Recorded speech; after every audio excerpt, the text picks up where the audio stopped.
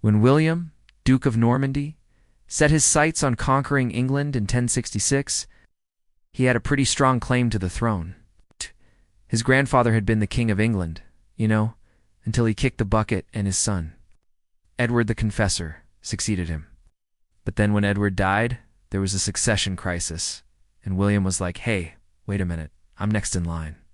And so he assembled an army and invaded England, kicking off an event that historians call the Norman Invasion of 1066.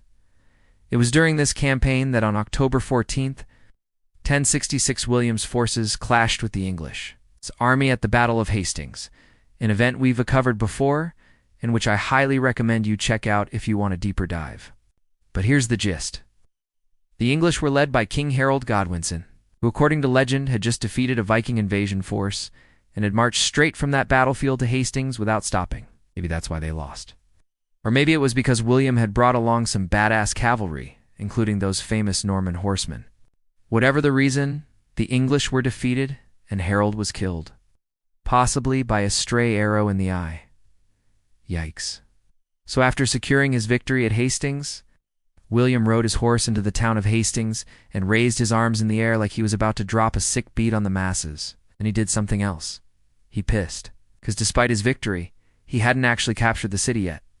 And it wasn't until 5 days later that the townspeople finally opened up the gates for him.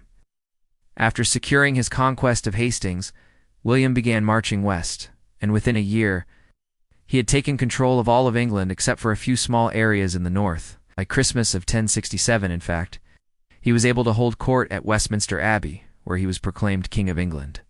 And while William went on to spend the rest of his reign suppressing rebellions and building castles, he is remembered today as one of England's greatest, or maybe most hated, monarchs.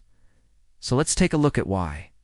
First off, let's talk about the lasting impact of the Norman invasion on England's culture.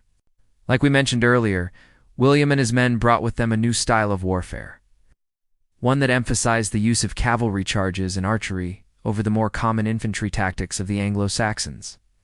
This, combined with their superior numbers and training, allowed the Normans to defeat the English at Hastings, even though the English had more soldiers.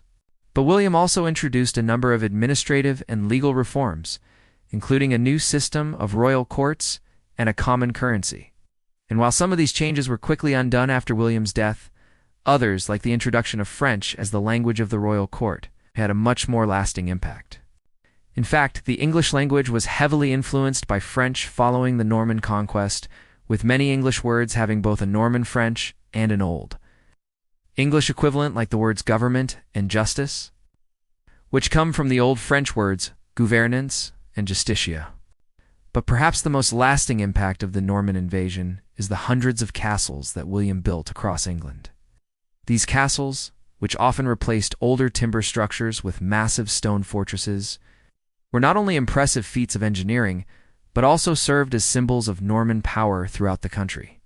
And while many of them fell into disrepair after the medieval period, others, like Windsor Castle, are still standing today.